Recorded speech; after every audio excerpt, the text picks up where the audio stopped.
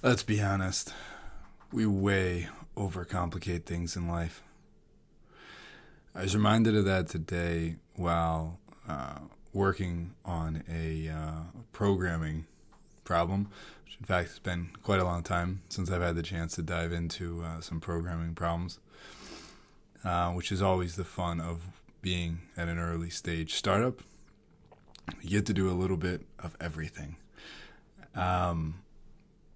One of the really important things that I was reminded of today is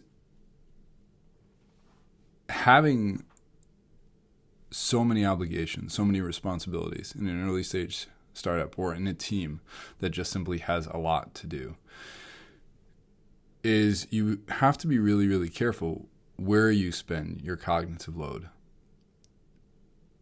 and making sure that you're really focused on the germane area. The germane area is, there's three general areas. I feel like I don't know what's easier to see, this or this. But there's three general areas that people speak about when cognitive load. The intrinsic, which is sort of just the built-in skills that we have in any given role, right? You have your own skills. A lot of us now, email is basically an intrinsic skill. Writing a good email, communicating via PowerPoint presentation, whatever it might be. Some of these base level skills that really take very, very little cognitive load. You've grown so used to them, you're just fluent in being able to utilize them, reach for that tool when you need it. And it should ideally take like a really small part of your cognitive load. It's nearly the sort of thing that you can actually, throw on music in the background, do mindlessly in some sense. Like it's so ingrained,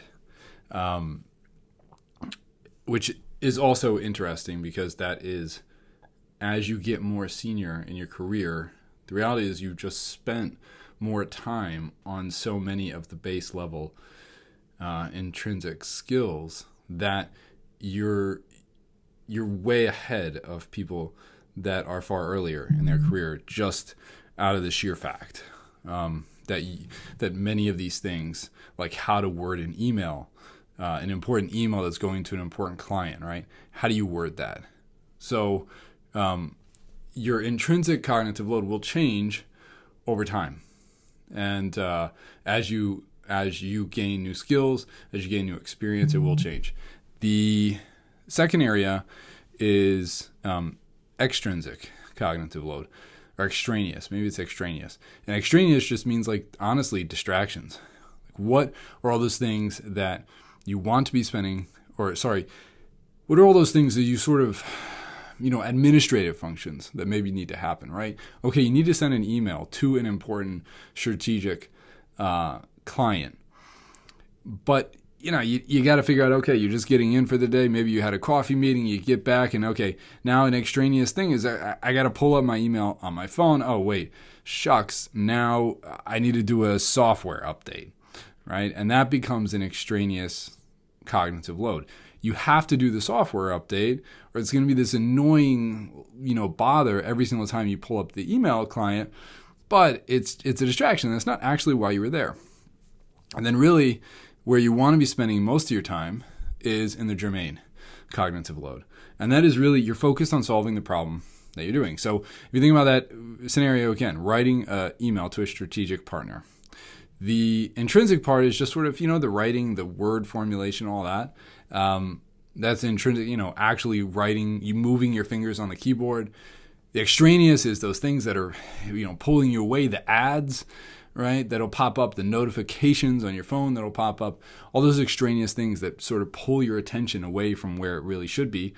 And then the germane area, which is where you really want it, right? It's what intention am I communicating with this email? How am I using this email to convey, to articulate my intention in our relationship? And the challenge is when you're with one, I think it's a very, very powerful practice actually every single day to think about, to categorize, hey, where did I spend my time in this given day? How much of my day did I spend in extraneous stuff? How much did I spend in germane work? I think what you'll find a lot of times is when you're spending the most amount of time in the germane area, you actually end up finishing the day with a higher level of energy. And it's also very interesting because as you track that, you can also start to see within yourself on what days, depending on what I'm focused in on for my germane activity, what does that do to my energy level, right? Because some days maybe you'll be very, very focused on the germane area of having face-to-face meetings with somebody, but you get to the end of the day and you realize like that was actually really draining. Yes, it was germane, but it was really draining. And then the question becomes, okay, why was it draining? One, really thinking about your speech and what you're saying, that takes energy and various things like that. But it's just valuable as a practice to think through those things and sort of have an understanding of how